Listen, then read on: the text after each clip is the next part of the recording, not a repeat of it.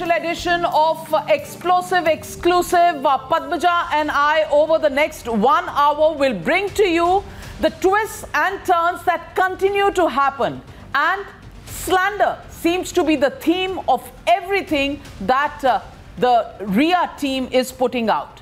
These are the questions that arise today, because was money the only motive, or was there other motives in how Sushant Singh Rajput came to his unnatural end? Times Now gets you explosive testimonies which debunk the slander spree embarked by Team RIA.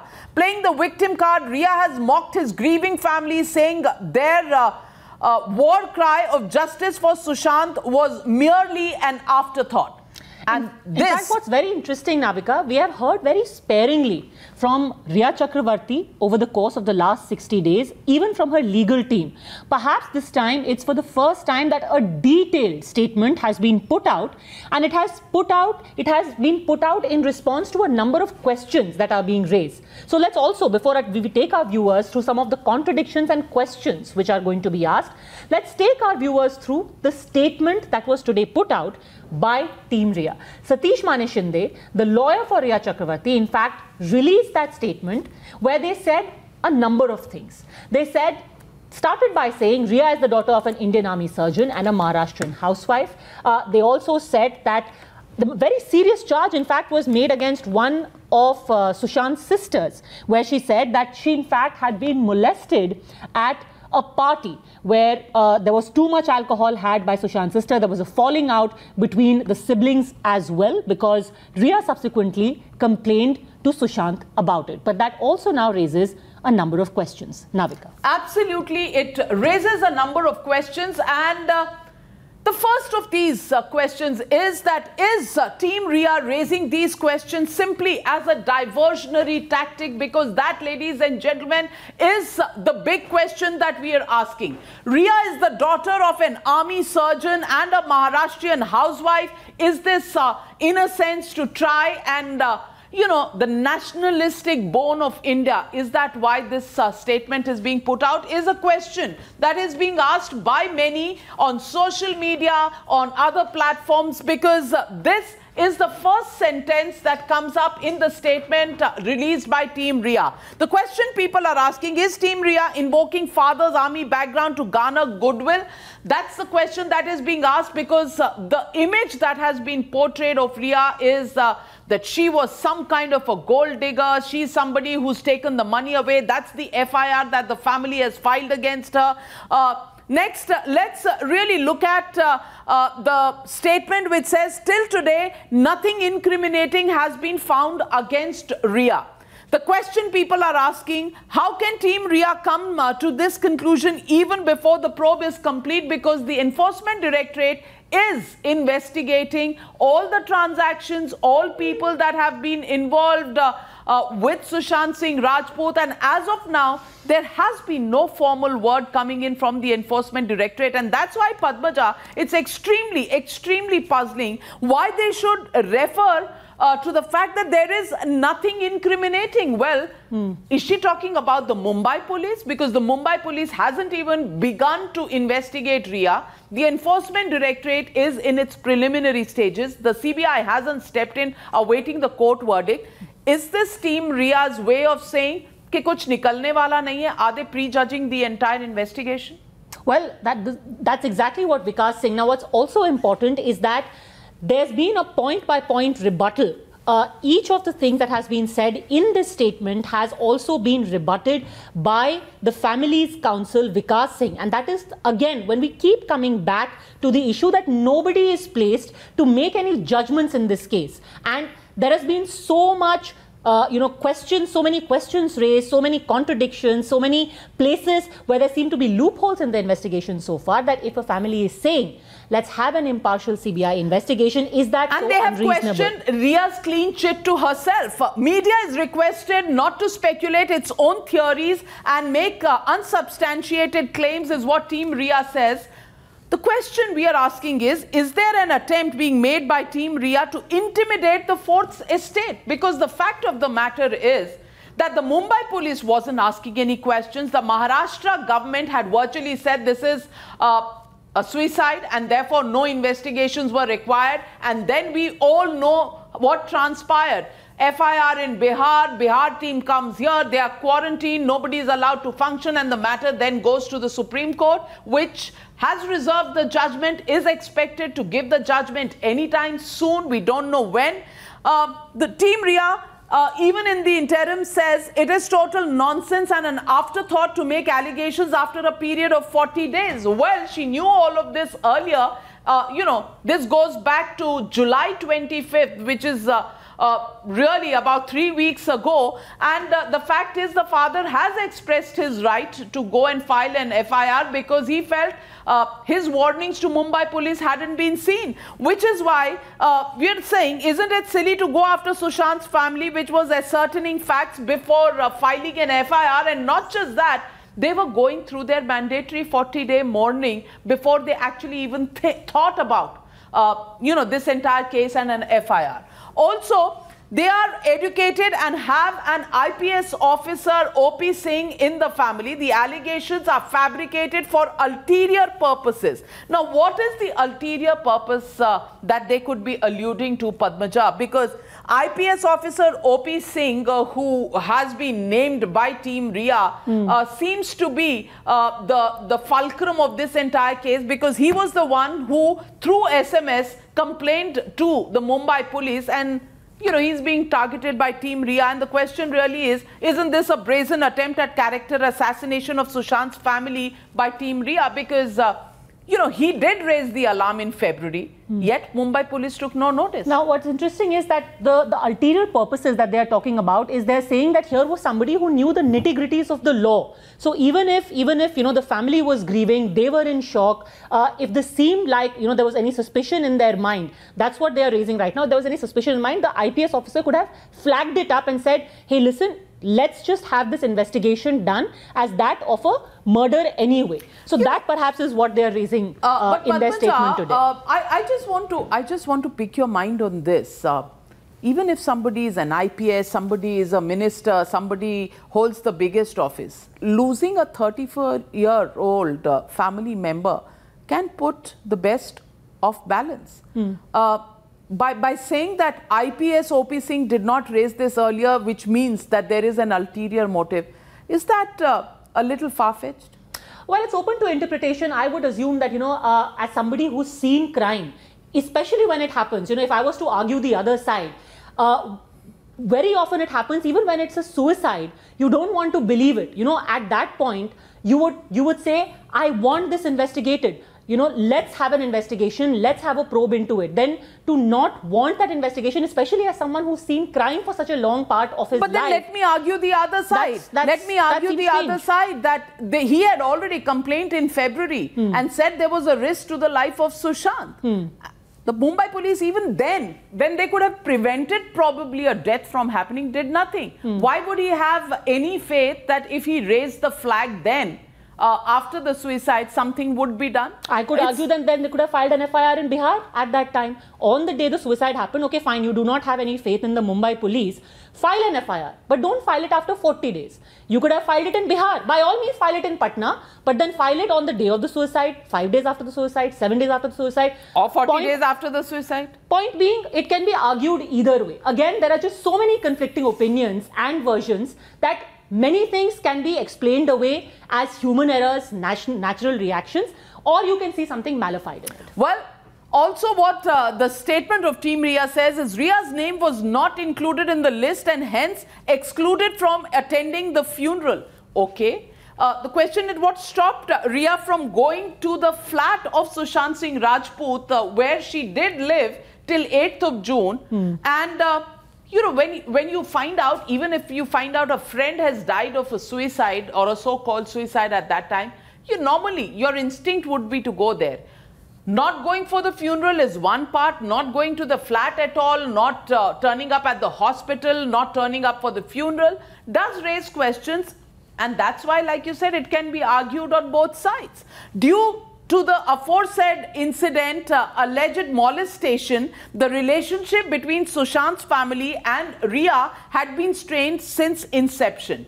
The question is, what stopped Rhea from walking out of the relationship days after this particular incident? And why is she waiting till after Sushant has passed away to raise this entire issue? Why not before? Why not in a post? Why not take on Sushant's family? He was a known name. People would have noticed and looked at Rhea's safety also from a point of view of just safety and security of the woman with living in with her partner. Why raise it now? The same question of 40 days can apply here as well. So those are questions that are continuing to be asked. After several days of Sushant calling and crying over the phone, his sister Neetu agreed to come and live with him on the 8th of June 2020. Well, Rhea just maybe after a fight, we don't know what transpired, but she left and went away on the 8th.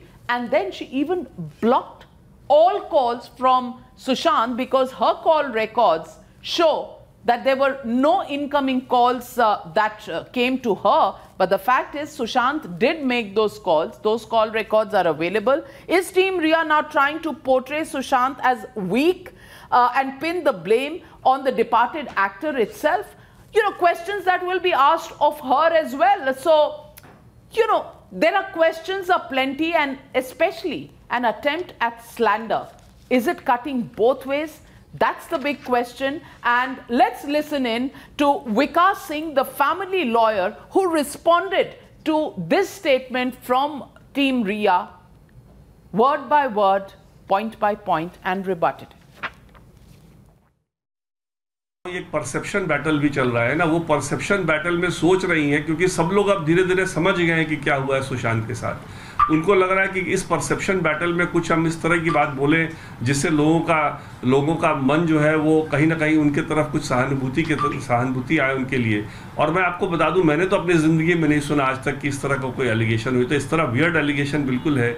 इस तरह के weird allegation को बनाया उन्होंने सिर्फ इसीलिए क्योंकि उनको मालूम था कि सुशांत बहुत ज़्यादा डिपेंड करते थे प्रियंका के। प्रियंका उनके अकाउंट्स भी देखती थी। प्रियंका जब भी कोई प्रॉब्लम सुशांत को होता था तो प्रियंका को बुलाते थे और प्रियंका सारा कुछ करती थी। अगर सुशांत उनके नज़र में, जैसा वो खुद कहना चाह रही हैं, इतनी तबीयत ख़राब थी, मानसिक हालत इतनी ख़राब थी, इस मानसिक हालत में जब वो छोड़ के गई तो किसको उन्होंने बताया परिवार के कि ये दवाई चल रही है, इनका ये दवाई खिलाना बहुत ज़रूरी है, इनका देख रेख करो, ऐसा ना हो कि कुछ गलती हो जाए। और उसके बाद जब वो चली भी गई, अगर उनका कहना है कि उनके तरफ से तो कोई वो हुई नहीं थी, कोई झगड़ा भी नहीं था, वो तो नहीं कह रही कोई झगड़ा हुआ था, अगर चली गई थी तो फिर उसके बाद क्यों नहीं उन्होंने फ़ोन पे उनका एक्सेप्ट किया। आप देखिए इंक्वेस्ट प्रोसीडिंग के दौरान लोगों का आना जाना, घर में कोई सामान लेके बाहर जा रहा है, कोई पुलिस ने कोई सीरियसनेस नहीं बरता कि भाई एकदम पूरे एरिया को सील करें, जो वहाँ घर में थे उनको क्वेश्चन करें, उनको ग्रिल करें, समझने की कोशिश करें कि अगर टंगा तो किस तरह से टंगा, उस जिस पंखे पे वजन उसका ले भी सकता था कि नहीं ले सकता था, क्योंकि किसी ने सुशांत को हैंग करते नहीं देखा है। और सुशांत के गले पे जो निशान है वो अब जिस तरह से बातें आ रही हैं, जिस तरह से पिठानी बदल गया है इस मामले में, जो पिठानी परिवार के साथ था एफआईआर लॉन्च होने तक और परिवार को मदद कर रहा था और बाद में पलट गया, उसने रिया को एक ईमेल भेजा उसको सपोर्ट करने के लिए, तो कहीं ना कहीं बहुत ही बड़ा सवालिया निशान उठ रहा है कि ये सुसाइड है ही नहीं। अगर ये सुसाइड नहीं है तो फिर तो इंक्वेस्ट में सारी बातें बिल्कुल क्लियर हो जानी चाहिए थी। जो देखिए आदित्य ठाकरे का तो हमारे कंप्लेंट में भी कोई जिक्र नहीं है, इसलिए मैं क्यों बोलने जाऊंगा। अगर नहीं जानती है तो बहुत अच्छी बात है, नहीं जानती है मतलब वो जानती है, नहीं जानती है वो बोल क्यों रही है। हमने एफआईआर में या कोई परिवार की तरफ से कोई ऐसा स्टेटमेंट आया है जो हमने कहा है कि आदित्य ठाकरे का कोई इसमें इन्वॉल्वमेंट है, तो पता नहीं कि जैसे कहते हैं ना चोर के दाढ़ी में तिनका, आप बोल क्यों रही हैं अपनी तरफ से।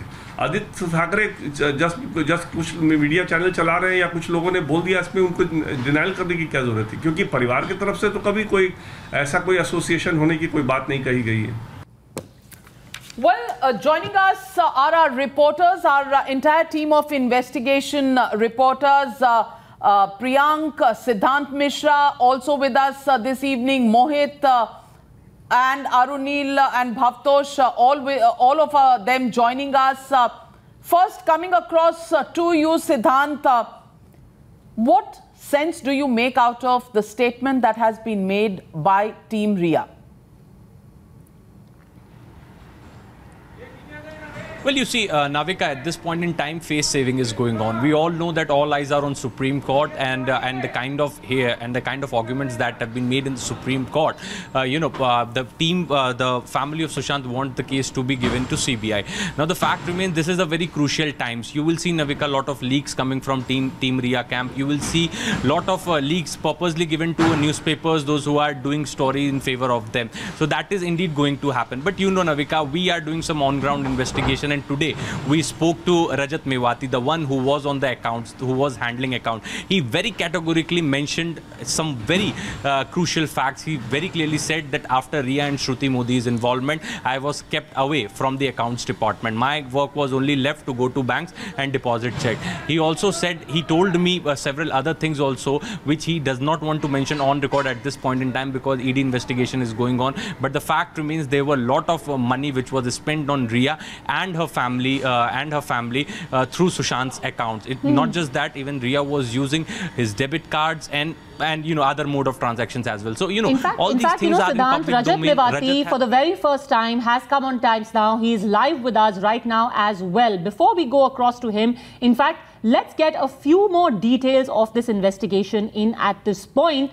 The financial transactions are going to be the focus, and that's what Bhavtosh will tell us about. But it is the criminal aspect which the family is talking about, which becomes very, very important. And most importantly in that, Priyank, is the suspicion of the family that when Sushant was found, no one can really say for sure whether at that time there was reason to believe that there was foul play.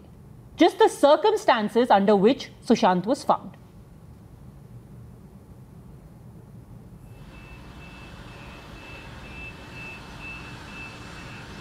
I think we have a slight problem with Priyank's audio. While we fix that, Aruni, if you could take that question, because you've also been speaking to people in the Mumbai police along with the family.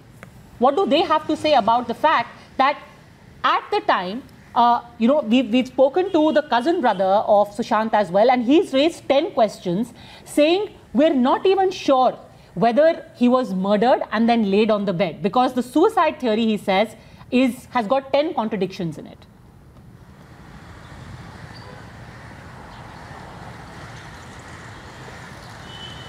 Day of actor Sushant Singh Rajput's death, it was Maharashtra Home Minister Anil Deshmukh openly saying that it is a case of suicide. Now, there is a major room of suspicion over here. In fact, when we spoke to the ambulance attendant as well, he noted down some points saying that he doesn't feel, as per his experience, he doesn't feel that it is a mere case of suicide. There is some foul play involved. In fact, when we spoke to Neeraj also just today, Neeraj is the person who was there, present in the same house. 3 people were there, Neeraj, Dipesh, as well as Siddharth Pitani. Neeraj is also saying that actor Sushant Singh Rajput's bottle remains, they were hanging from the ceiling, but it was on the front side of the bed. It was on the front part of the bed. So we asked him, we questioned him, asking him some tough questions that how is that possible? So basically he is saying that probably actor Sushant Singh Rajput just wanted to kill himself, and even if there was some chance for him in that kind of a pain to save himself and get back on the bed, he didn't want to do that. Now, whether the experts will buy this theory or no, that is the big question that arises. But certainly there was a major room of suspicion. And why didn't the Mumbai police? There have been inconsistencies in versions. There has been tampering of evidence at the scene of crime. There have been mystery people, a girl and a man in a black T-shirt. You know, all of this has added to the entire mystery of how Sushant Singh Rajput actually died. And tonight, we're being joined by Rajat Mewati, Sushant Singh Rajput's former accountant, who is with us live on Explosive Exclusive. Rajat Mewati जी, आप सुशांत जी के साथ कब से काम कर रहे थे और कितना जानते थे सुशांत को?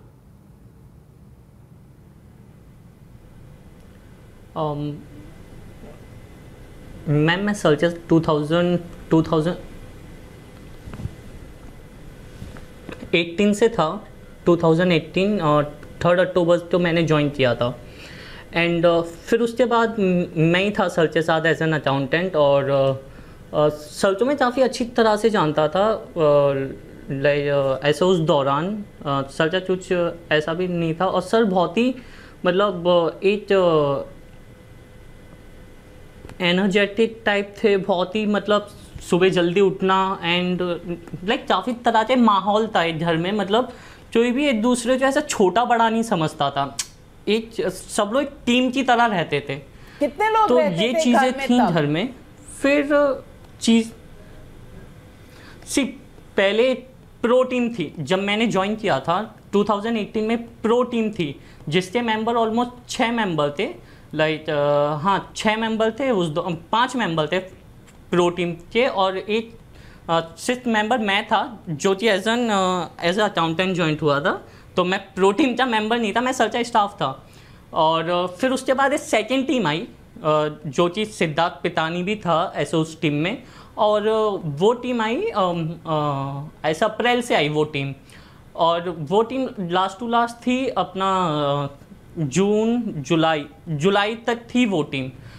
इस दौरान सल्चा कोई भी ऐसा मेडिकेशन या कुछ भी नहीं चल रहा था। और ये 2 टीम में सर बहुत ही खुश थे, बहुत ही हैप्पी थे। और रिया जी कब आई? का माहौल एकदम रिया जी कब आई chill out वहाँ था, रहने के हर लिए? कोई अपने में। रिया मैम रहने के लिए नहीं, अगर रिया मैम ने टीम में जैसे सर के साथ एक जो पहचान जब ऐसे रहती है तो वो अप्रैल में 2019 में ऐसे अप्रैल एंडिंग में मैम ने एंटर किया। तो बहुत ही रैंडमली वो आती थी और जाती थी, बट जब उनका घर पे एकदम ऐसे आना प्रियंका दीदी जाने के बाद, जो कि हम बोल सकते हैं जुलाई मंथ के बाद से उनका बहुत ही घर में ऐसे स्टे करना एक हो गया था, सर के साथ ही रहना था। एक सितंबर से माइट भी, हाँ तो रजत आप ये कह रहे हैं कि आप 2 साल पहले से काम करते थे, पर जुलाई पिछले साल पहले रिया जी की एंट्री हुई और उसके बाद एक नई टीम भी आ गई जिसमें सिद्धार्थ पिठानी भी उसका हिस्सा थे, नई टीम के। नहीं, मैं आपको वही समझाने की कोशिश कर रहा हूँ। जैसे पहली टीम जो थी प्रो टीम के 2 मेंबर थे जो कि ऐसे अप्रैल तक थे। ओके, फिर उसके बाद एक टीम आती है जो कि सिद्धार्थ पिटानी भी ऐसे उनका एक हिस्सा थे, पर सिद्धार्थ पिटानी जो सर ने ही बुलाया था, वो सुशांत सर ने ही उन्हें बुलाया था, वो रिया मैम से नहीं आए थे, सुशांत सर ने ही उन्हें बुलाया था। हाँ, रिया मैम की जो टीम थी, जो रिया मैम जिसको लाई थी वो श्रुति मोदी थी बस, और बाकी के जो लोग थे दिपेश सिद्धार्थ पितानी वो सर के लोग थे, सर के दोस्त थे। आप अकाउंट संभालते थे तो आपने कुछ अकाउंट्स में ऐसा देखा पहले क्या होता था और रिया मैडम के आने के बाद क्या होता था?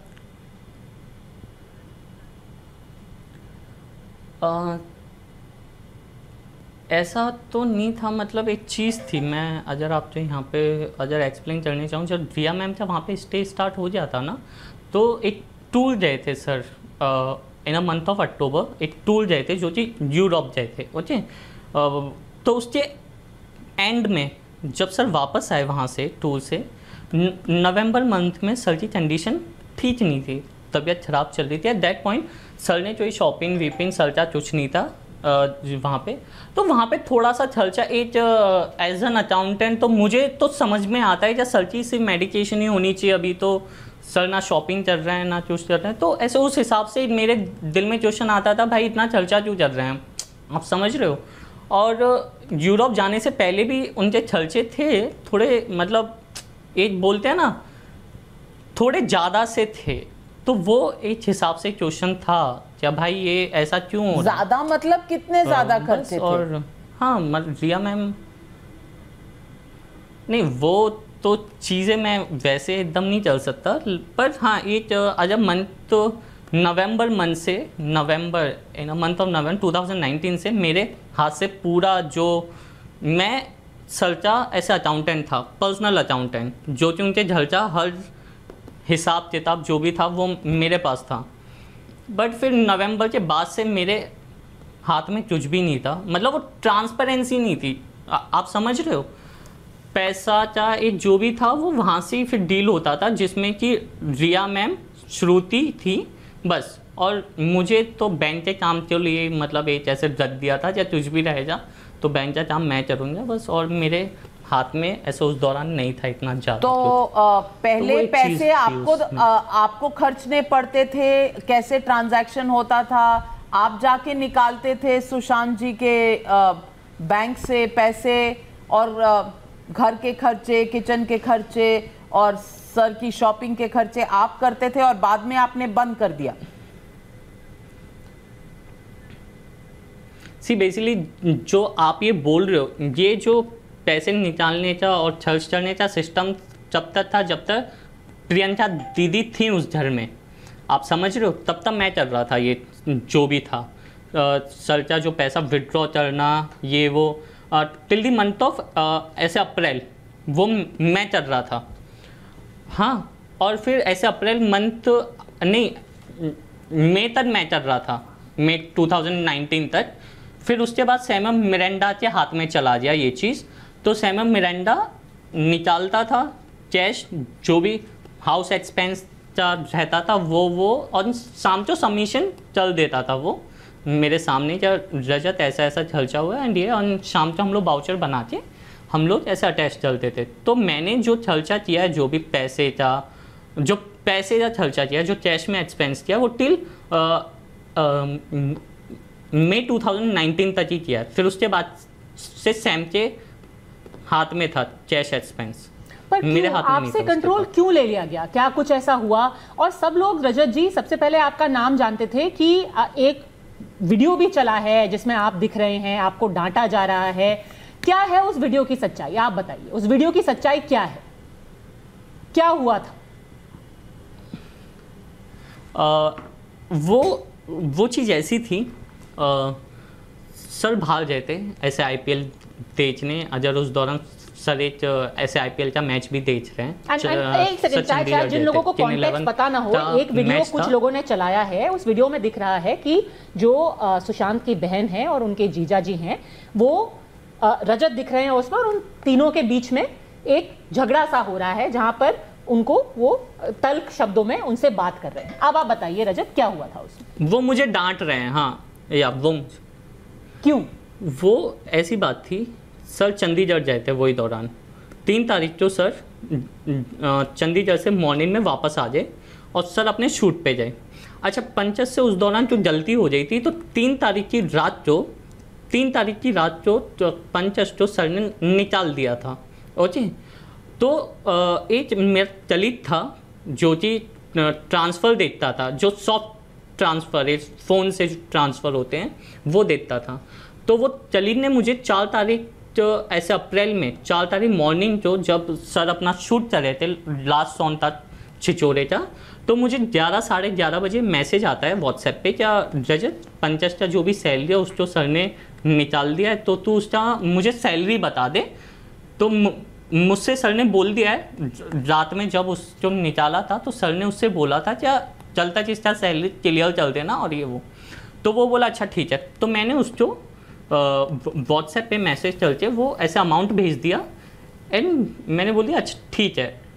एक चीज़ थी ऐसा, उस दौरान एक चीज़ थी क्या मेरे साथ ऐसे अकाउंट में जो भी रहता था वो मुझसे पूछ के किया जाता था। ओके, क्योंकि जब तक मैं ना बोलूँगा तब तक कोई भी टीम मेंबर या जो भी था वो कोई ट्रांसफ़र नहीं करेगा, वो मेरे बोलने पे ही होता था, मेरा अप्रूवल चाहिए, बिकॉज मैं वहाँ पे ऐसा अकाउंटेंट था। तो ये चीज़ थी। तो 4 तारीख की शाम को जब शूट से सर वापस आए, अच्छा दिमाग जब शूट चलता है इंसान तो दिमाग भी ख़राब रहता है इंसान का कहीं ना कहीं, तो कुछ ऐसा ही था। तो शाम को आके सर ने ऐसे अशोक मास्टर जी से पूछा जो कि उनके सीनियर शेफ थे, क्या वो लड़के का क्लियर चल देना और ये वो। तो बोला हाँ वो तो चल दिया सुबह ही। तो सर को थोड़ा सा एक ऐसा था क्योंकि सर ना मेरा सर के साथ कैसा था, मैं चेक साइन कराता था। तो सर को ना ये चीज़ ऐसी लगी जब मैंने चल दिया, तो सर ने ऐसे उसी बात के लिए मेरे को दीदी ने जीजू ने डांटा इस बात के लिए। ओके, और मुझसे बोला ये तुमने क्यों किया। तो वो चीज़ था, वो पहलू तो दिखा दिया पर उसके बाद जो हुआ वो नहीं दिखाया, वो मुझे डांटा उधर। तो मैंने उन्हें बाद में बताया व्हाट्सएप पे क्या जीजू वो उसके बाद ऐसे उसके बाद हुआ था जब मैंने उनको बताया, मैंने एक्सप्लेन किया, सिद्धार्थ जीजू हैं उसमें, प्रियंका दीदी हैं, तो मैंने जीजू तो बताया, जीजा जी तो बताया, जब जीजा जी ये मुझे मैसेज आया था तो वो जो ट्रांसफ़र देखते हैं तो ऐसे बोला अच्छा ठीक है। तो सर ने फिर उनसे जिन्होंने ट्रांसफ़र मारा था उनसे पूछा भाई तुमने उसको मार दिया ट्रांसफ़र, तो एक बार जब मैं उसे डांट रहा हूँ तो तुम मुझे बोल सकते हो ना। तो बोला नहीं सर दरवाज़ा बंद है तो मैं सुन नहीं पाया। तो फिर सर ऊपर चले गए, वो चैपरी हाइट्स में रहते थे हम लोग, बैंड्रा चैपरी हाइट्स में, तो 16 और 15 फ्लोर ऐसे हमारा था, तो वो लोग 16 फ्लोर पे चले गए। जीजू ने फिर मेरे से बोला, जीजा जी ने क्या अच्छा जजा तब तुम ढल जाओ और ये वो। अच्छा 2 दिन तक मैं काम पे नहीं आया उस दौरान, तो मुझे सर ने फ़ोन किया था और ऐसे अशोक भाई ने बोला था सर ने तुझे बुलाया है, सर ने फ़ोन करवाया था मुझे। तो मैं उनसे महबूब स्टूडियो मिलने भी गया, तो हाँ सुशांत सर ने, तो सुशांत सर ने मुझे महबूब स्टूडियो में जब वो छिचोरे का शूट कर रहे थे लास्ट सॉन्ग, तब मुझे बुलाया एंड वहाँ पे जाके फिर मुझसे पूछा उन्होंने क्या तुम 2 दिन से नहीं आ रहे हो और ऐसे इतना काम पेंडिंग है ये वो। मतलब वो कोई माहौल नहीं था जब वो मुझ पे भड़के या कुछ भी हो। तो मैं आपसे एक सिंपल सवाल पूछूंगी, क्योंकि उस वीडियो को दिखाने का पूरा मकसद ये था कि लोग ये कह रहे थे, ये एक ऐसा काउंटर किया गया था कि सुशांत का जो पैसे थे और जो अकाउंट्स थे उनको उनकी फैमिली कंट्रोल कर रही थी, ऐसा एलिगेशन लगाया गया है, क्योंकि आप उनके फाइनेंसेस देखते थे। और क्या ये सच इसी बात पर प्रियंका दीदी से और जीजू से भी लड़ाई होती रहती थी क्योंकि फैमिली पैसे यूज करती थी, क्या ये सच था? नहीं मैम, नहीं ये चीज़ थी नहीं, बिल्कुल भी उस घर में ऐसा था नहीं। क्योंकि प्रियंका दीदी ऐसे जब आती थी तो वो एक मतलब एक रहता है ना, वो इसी दौरान आती थी, मार्च या फेब में आती थी, फिर 4-5 महीने वो रहती थी, सर के साथ स्टे चलती थी। तो ऐसा कुछ नहीं था, वो नॉर्मली छलचे तो रहते ही हैं बहन भाई के बीच में, तो एक ऐसा वैसा रहता है, बट ऐसा कोई मेजर छलचा नहीं होता था, आप समझ रहे हो। तो ऐसा कुछ मेजर छलचा प्रियंका दीदी नहीं चलती थी या जीजू नहीं चलते थे, या वैसा कुछ माहौल नहीं था उस घर में। और तो बाद में खर्चे ज्यादा होने लग गए जब रिया जी आई, आपने कहा उसके बाद आपको लग रहा था कि खर्चे ज्यादा हुए?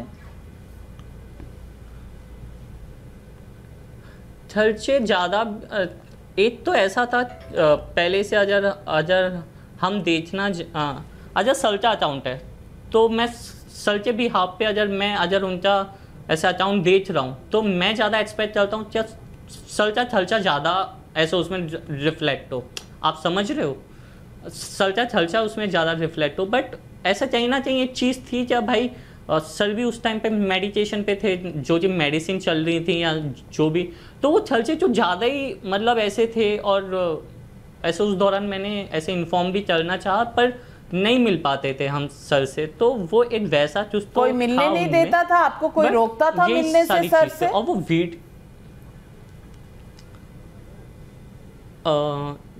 जुलाई में जब श्रुति मोदी की एंट्री जब घर में हुई थी एज अ मैनेजर, तो मेरी उनसे फर्स्ट बार वाटर स्टोन में हुई थी। तो श्रुति मोदी ऐसे एडजस्ट से फुल कंट्रोल चलती थी, आप समझ रहे हो, एज अ मैनेजर वो फुल कंट्रोल चलती थी उस घर में। तो कहीं ना कहीं एक ऐसा हो गया जैसे पहले था, जैसे पहले जो 2 टीमें थी तो बड़ी चीज़ें क्लियर थी सबकी नज़रों में, तो मैं भी सर से जाके डायरेक्ट बात करता था या जो भी था। बट जब ये 3rd टीम आई ना, जैसे रिया मैम, श्रुति एंड ऐसे जोन, तो वहाँ पे चीज़ें ऐसी नहीं थी, ऐसे स्टाफ उतना रूबरू नहीं ऐसे हो पाता था इस सर से, मतलब पूछना पड़ता था, फिर ऐसे आगे जाओ, और बहुत बार तो नहीं भी मिलने दिया जाता, मतलब नहीं मिल पाते थे हम लोग। तो रजत ये बताइए कि आखिर ऐसा हुआ क्या, कोई आपको वजह दी गई, आपको हटाया क्यों गया, किसने हटाया और किस वजह से हटाया सुशांत जी की टीम से? सिंपल सी चीज़ थी, जब मैं 2018 से जो ज्वाइन हुआ था स्टाफ, मैं सबसे सीनियर स्टाफ था, ओके। फिर मेरे बाद थे केशव मास्टर जो उनके शेफ़ थे, जूनियर शेफ़, जो उनके सीनियर शेफ़ थे वो ऐसे अशोक मास्टर जी थे, तो उनके जो जूनियर शेफ़, और फिर उसके बाद साहिल था, साहिल जो उनका बाउंसर था।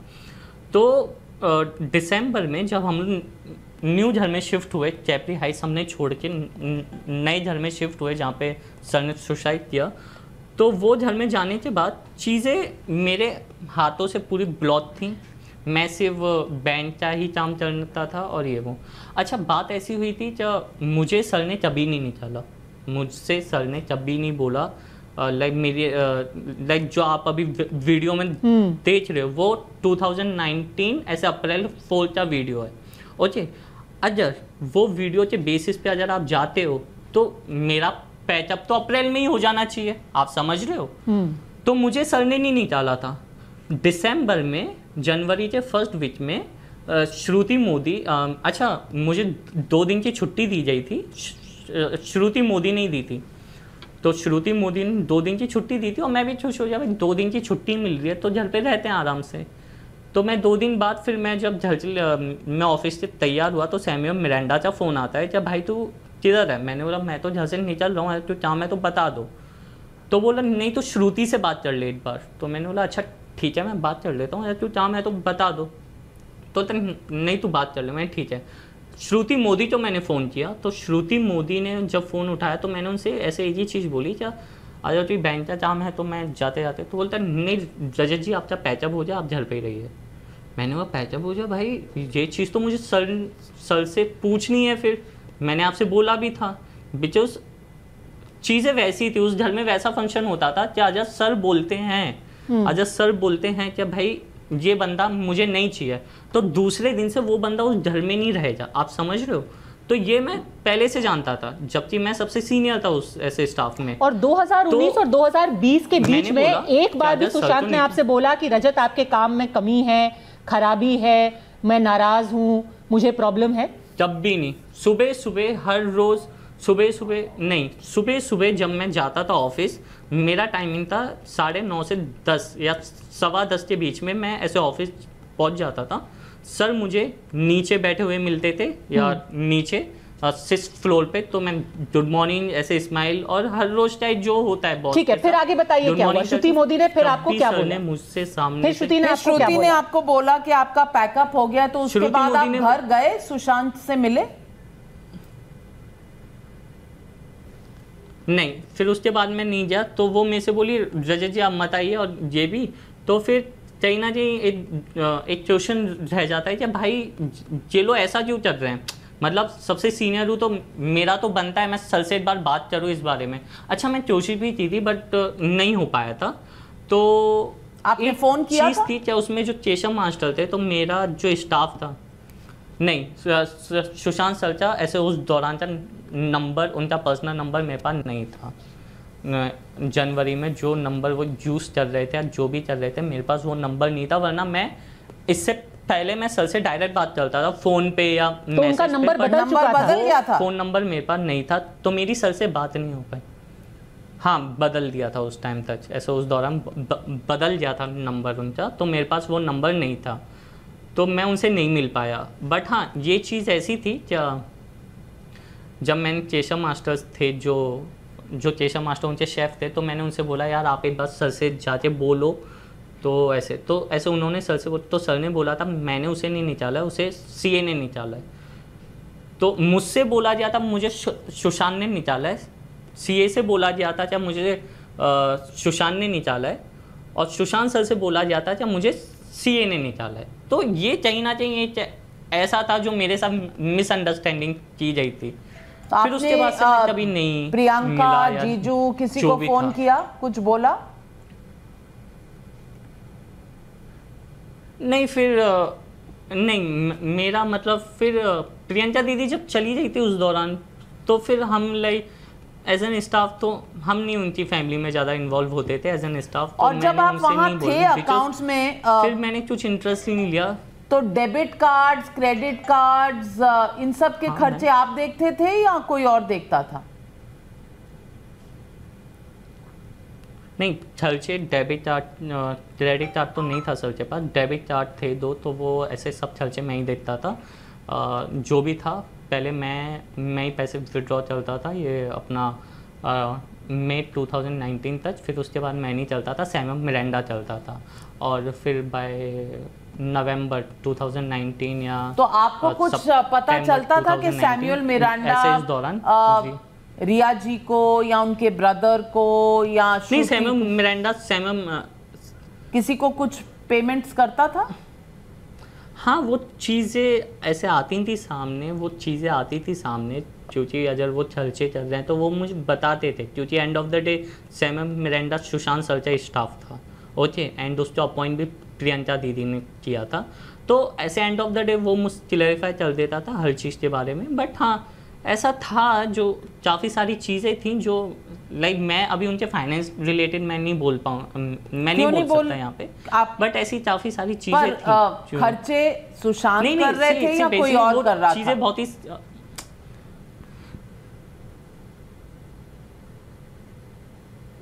नहीं, खर्चे तो थे उस घर में, बट हाँ खर्चे थे उस घर में जो अभी अजय यूरोप जाने से पहले जो चार्ट था वो रिया मैम के पास भी था, जो उनका बड़ा चार्ट था, जो मेन अकाउंट था सर्चा, तो वो चार्ट फिर रिया मैम भी हैंडल चलती थी, श्रुति मैम भी हैंडल चलती थी, नवंबर मंथ से तो फिर वो चार्ट रिया मैम के पास ही था, तो वैसा चीज़ें थी उस घर में।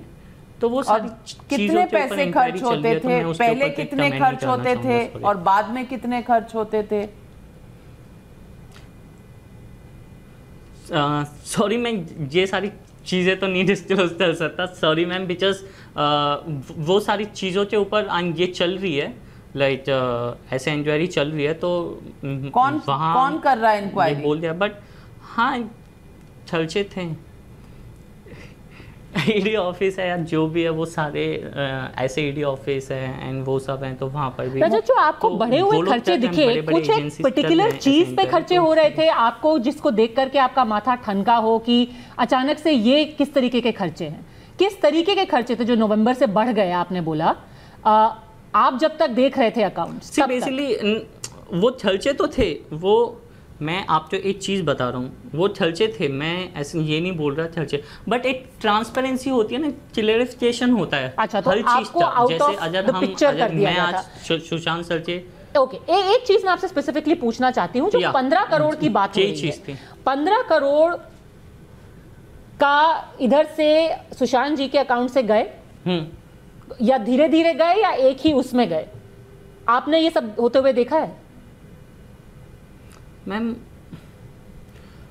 अभी वो 15 करोड़ के ऊपर मैं कोई जमीन नहीं चढ़ना चाहूँगा, सॉरी, बट वो ऐसा वो बहुत बड़ा एक चीज़ है, तो ऐसे उस चीज़ के ऊपर मैं नहीं बोलना चाहूँगा, बट खर्चे थे, बट वो 15 करोड़ बहुत ह्यूज अमाउंट होता है, तो वो मैं लाइक यहाँ पर नहीं सिंपल चीज़ है कि फैमिली ने कहा है कि रिया और उनके ब्रदर और उनकी फैमिली को कुछ पेमेंट्स होती थी, ऐसी कोई पेमेंट्स के बारे में आपको कुछ पता है?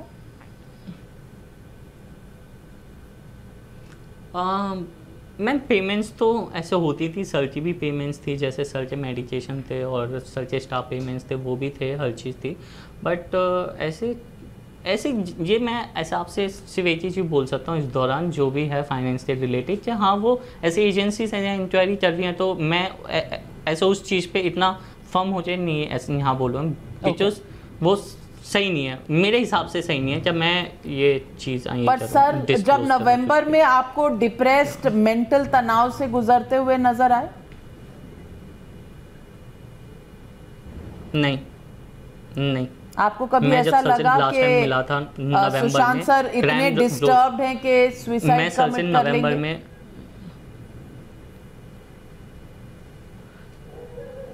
मुझे ये कभी नहीं लगा, क्योंकि जो इंसान सुबह 4 बजे उठता है, 4:30 बजे ब्रेकफास्ट चलता है और फिर शेड्यूल उसका वही 4 बजे से स्टार्ट हो जाता है, शाम को रात को 11:30-12 बजे सो जाते हैं, अगर वो देरी से भी सोता है तो सुबह 4 बजे उठते हैं, तो मैं ये जो आप बोल रहे हो डिप्रेशन या जो भी है, मैं ये थ्योरी पे मैं बिल्कुल विश्वास नहीं करता। हाँ लास्ट टाइम जब मैं उनसे नवंबर में मिला था तब उनकी तबीयत ज़रूर खराब थी, तो एक स्टाफ के सामने ये रखा गया था, जैसे मैं था, जैसे मैंने अभी पूछा तो मैंने सैम से पूछा था या ऐसे तुम एक बोला जाता सारे स्टाफ से क्या उनको डेंगू हो जाता, तो वो चीज़ मुझे पता थी क्या सर तो डेंगू हो जाओ सर ऐसे हॉस्पिटल में वो एडमिट हुए थे, पर डिप्रेशन ये सब की थेरीज नहीं सामने आई थी और मेरे। घर में मतलब कोई मैं जब तक लड़ाई झगड़े या ऐसा कुछ आपने नोटिस किया? नहीं, घर में तो ऐसा कुछ नहीं था, बस हाँ टूवर्ड्स स्टाफ एक चीज़ थी उस दौरान जो टूवर्ड्स स्टाफ ऐसा मैं पर्सनली टारगेट नहीं करूँगा, रिया मैम का थोड़ा सा बिहेवियर सही नहीं था टूवर्ड्स स्टाफ, अगर मैं ऐसे बोलना चाहूँ, क्योंकि मेरी और रिया मैम की कभी बात नहीं होती थी, मैं ना कभी उनसे बात चलता था, नहीं मैं कभी नहीं की, मैं सर से बात चलता था बस, और श्रुति मैम से बात चलता था, मैं रिया मैम हाँ, बट बातियों का अगर मैं देखता हूँ, क्योंकि एक ऐसे स्टाफ होता है अगर आपकी अच्छी बॉन्डिंग होती है ऐसे स्टाफ के साथ तो स्टाफ आपसे शेयर चलता है, तो जहाँ तक मेरे से शेयर चलते थे, जैसे उसी दौरान नीरज और केशव थे, साहिल भी था उस दौरान, साहिल जो उनका पर्सनल बाउंसर था, तो ये लोग चीज़ें कहीं ना कहीं शेयर चलते थे कि यार मतलब सही से बिहेव नहीं करते हैं, और मतलब एक ऐसा हार्श एक होता है ना हार्श बिहेवियर था टूवर्ड्स स्टाफ उनका, जबकि सर जब भी स्टाफ के साथ तो सुशांत कभी इंटरवीन नहीं करते थे जब ऐसा हार्श बिहेवियर होता था, तो सुशांत का क्या रिस्पॉन्स होता था? सी बेसिकली क्या चीज़ होता है वो सर का दायरा होता है, अगर सर के दायरे में से आपको कोई चीज़ बोली जाती है, आप समझ रहे हो, तो स्टाफ उसके अगेंस्ट नहीं जाएगा। अगर हम ये चीज़ें अगर मैं हूँ या जो या रिया मैम या श्रुति मैम तो ये बोलेंगे तो हम चुपचाप सुन सकते हैं और उस चीज़ को बेहतर चल सकते हैं, बट हम ये नहीं करेंगे कि सर को जाके ये चीज़ बता दें, नहीं वो चीज़ सही नहीं होती है, तो स्टाफ चाहिए ना चाहिए वो एक डिस्टेंस मेंटेन रखता था, बट हाँ ऐसे अंदर ही अंदर एक चीज़ें ऐसे रहती थी क्या यार सर तो नहीं चलते कभी इस तरह से बात, ये लोग जिस तरह से बात चलते हैं, तो ये चीज़ थी उस घर में ऐसा। Well, Rajat Mewati has given us a detailed account of what really went on in Sushant Singh Rajput's house. Let me get in Sanjeev Sen, senior advocate, Shweta Shalini, spokesperson of the BJP, Ketan Vaidya, journalist, Ravi Srivastav. Sanjeev Sen, these are bird's eye view experiences of a man who's worked in that house. And there are two very evident things. One, that the house, the treatment of workers in the house, the staff in the house had changed after April, May. And secondly, the situation that was being made out from the video that had been leaked about things not being normal between Sushant and his family. And number three, about the expenditure on how it had risen after Riya came into the household. Of course, this is not conclusive evidence. This is circumstantial statement that has been given. But what do you make of this statement? You see, before coming to that, Navika, you had made a very pertinent comment right in the beginning of this program. And that was that Mumbai police has not even commenced its investigation. Now, this touches a very fundamental aspect of this case. Now, what is that aspect? You see, Mumbai police had opened proceedings under section 174 of the CRPC, which are inquest proceedings. These are very summary in nature and they only trace the cause of the death and not the reasons behind the cause. Therefore, it's very limited in nature. Now, what happened was the post-mortem report came out on the 24th of June, I believe. And after the post-mortem report, the Supreme Court judgments clearly laid down either the police has to close the case or the police has to file an FIR. Now, from 24th of June till today, all these aspects that Times Now and other channels are bringing out, I mean, what is the Mumbai police exactly doing? Coming back to your point, what is the Mumbai police actually doing? Either it should have closed the case or it should have filed an FIR. Now, it has done neither of the two. And what is the investigation that it is carrying out is one question I would like to know from the Mumbai police. And the collateral damage is a whole set of people, families, reputations, everything. All of you. If really everything was above board, just close the case. Close the case and tell the court it's shut. It's over. All these important facts. the journalists I think there are many job than the police. I say for 2 months. No, from what? Yes, go on, Ketan Vaidya. The account that the accountant gave of things that were happening in the family.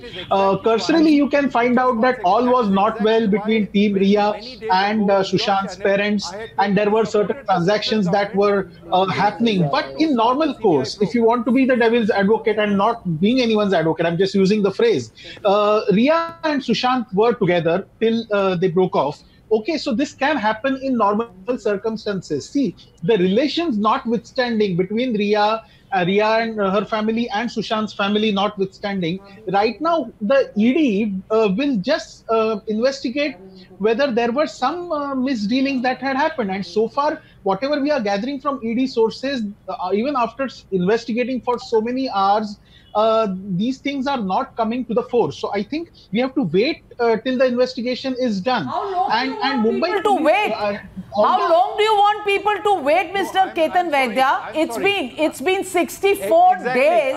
Neither the inquest proceedings have gone further, nor an FIR has been filed. The Mumbai police just doesn't seem to be interested in the investigation at all. Shweta Shalini. FIR. Shweta Shalini, just wait for how long? Please, just 1 second. So, Navika, one thing that I want to pinpoint in this, specifically in this case, is apart from Satish Manchinde, who's obviously the lawyer of Rhea, I think if you see, there is a set pattern of how Sanjay Raut seems to be influencing Rhea and the entire case. Now, for example, when Sanjay Raut ji immediately after the death of Sushant said that he was mentally ill and that's why I did not offer him a movie and this is 100% a suicide. Later on, he went ahead and maligned the father and the family and said multiple things about Sushant and his family. Then he went on to say that we must gag the media. And further ahead, he actually warned people to say not to talk in this case at all. Okay. Now, if you actually look at it, so Rhea is following the same pattern. She herself asked CBI inquiry. What's the point you're making? What's the point? What's your allegation, Shweta Shalini? The case or wavered statements. See, the point is, if you actually look at it, Rhea seems to be extremely strong because everybody seems to be going by what she wants. The police seems to be protecting her. The Maharashtra government seems to be protecting her. Huge charge being made by the BJP, the police and the Maharashtra government seems to be protecting Rhea because the pattern of defense is the same. Absolutely. And you know, in the middle of all this, while you have somebody saying that things must not be said, the funny thing is that Sanjay Raut said people should stop speaking.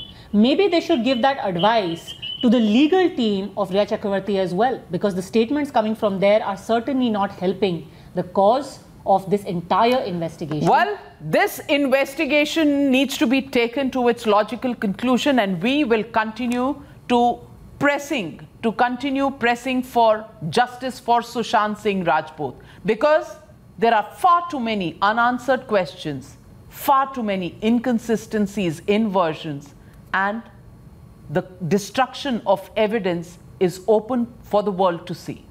This is not an investigation that even has the rudimentary copybook beginner's volume on how police should be investigating a case like this. Well, we'll continue chasing the Mumbai police and waiting for the Supreme Court to hear the plea for a CBI investigation in this case. We all stand for justice for Sushant Singh Rajput. Thank you very much to our panelists for joining me and Padmaja on Explosive Exclusive. We'll be back tomorrow, same time, same place, with another big story.